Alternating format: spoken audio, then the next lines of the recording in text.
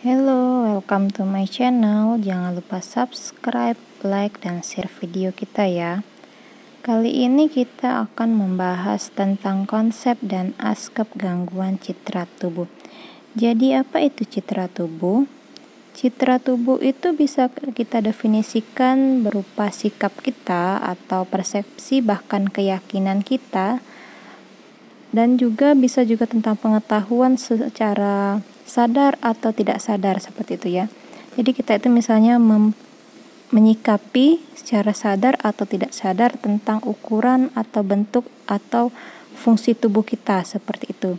Bisa juga berupa keterbatasan dari fungsi tubuh kita, misalnya seperti itu ya, atau juga objek yang sering kita gunakan terus-menerus, misalnya seperti pakaian, baik masa lalu maupun masa sekarang seperti itu.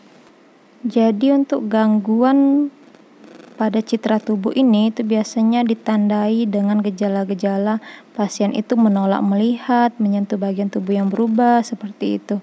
Lalu juga tidak menerima perubahan tubuh yang telah terjadi atau akan terjadi ya. Dan yang pastinya mereka selalu menolak penjelasan tentang perubahan tubuh tersebut, dan sehingga menghasilkan persepsi negatif nih terhadap tubuh yang berubah tadi. Dan terkadang juga terjadi preokupasi dengan bagian tubuh yang hilang, mengungkapkan keputusasaannya, dan sampai ketakutan ya. Ini tanda-tanda dari pasien yang mengalami gangguan citra tubuh ya. Untuk pengkajiannya itu sama ya, biasanya kita mulai dari wawancara, observasi seperti itu ya.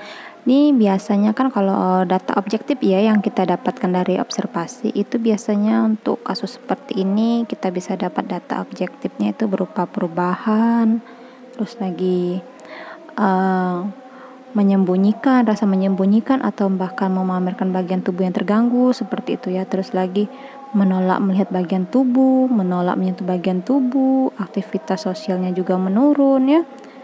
Dan untuk wawancara sendiri itu kita dapatkan data subjektifnya itu biasanya terjadi pengungkapan dari pasien itu mengungkapkan tentang rasa penolakan terhadap tubuhnya itu ya. Terus lagi perasaan tidak berdaya, dan lagi juga ada keinginan yang terlalu tinggi terhadap bagian tubuh yang terganggu seperti itu ya. Dan juga sering mengulang-ulang nih. Jadi biasanya pasien tersebut mengatakan kata-kata yang berulang tentang kehilangan yang terjadi seperti itu ya. Dan mereka merasa asing. Adapun tindakan keperawatan untuk pasien itu bertujuan agar pasien itu mampu untuk mengidentifikasi citra tubuhnya sendiri, terus meningkatkan penerimaan terhadap citra tubuhnya, terus lagi juga pasien itu mampu untuk mengidentifikasi aspek positif dirinya, seperti apa, aspek positif apa, seperti itu ya. Dan juga pasien kita tuh mampu untuk mengetahui cara-cara untuk meningkatkan citra tubuh. Dan juga pasien juga mampu untuk berinteraksi dengan orang lain tanpa terganggu. Jadi, agar tujuan pemberian asuhan keperawatan kita itu berhasil, jadi ada beberapa tindakan keperawatan yang bisa kita lakukan.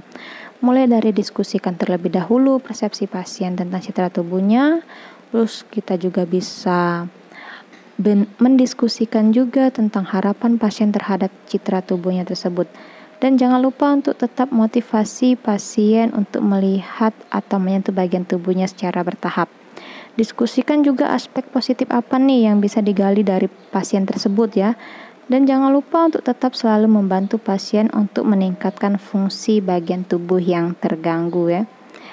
Dan untuk mengajarkan pasien itu kita bisa dengan berbagai cara ya, dimulai dari motivasi pasien untuk melakukan aktivitas yang mengarah pada pembentukan tubuh yang ideal, terus juga bisa gunakan wig atau kita bisa ajarkan untuk menggunakan kosmetik untuk menutupinya seperti itu ya.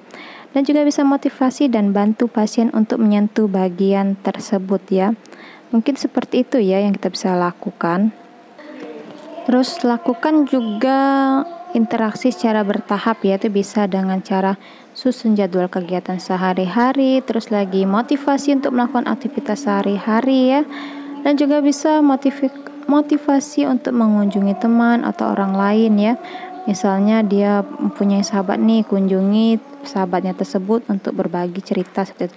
Lakukan juga beri pujian terhadap keberhasilan pasien jika berhasil melakukan interaksi.